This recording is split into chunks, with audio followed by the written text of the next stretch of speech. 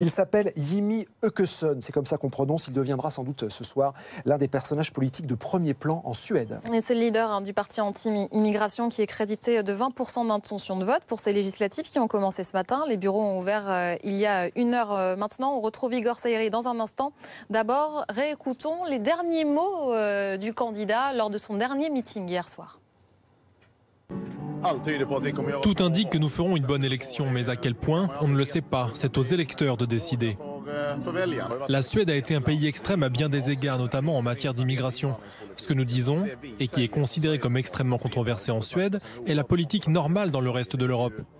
Igor Sayeri, vous êtes en direct en duplex depuis devant un bureau de vote en Suède. Merci d'être avec nous. Comment en est-on arrivé là? Pourquoi ça monte si vite, si fort?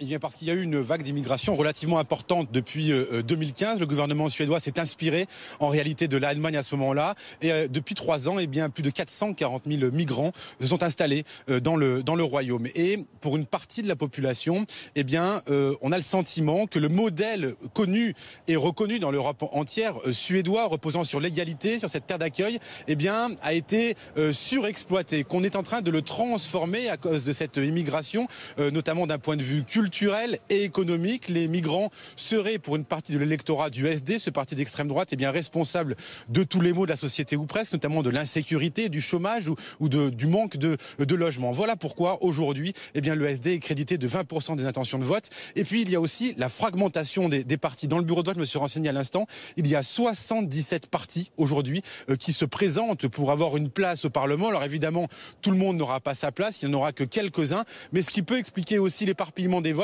et effectivement eh bien, un SD extrêmement élevé. Résultat, eh bien, ce soir à partir de 20h pour les premières estimations des résultats. Et qui est le leader de l'extrême droite? On en parlera avec vous à 9h30, Igor Sayeri, avec Loïc Gaza.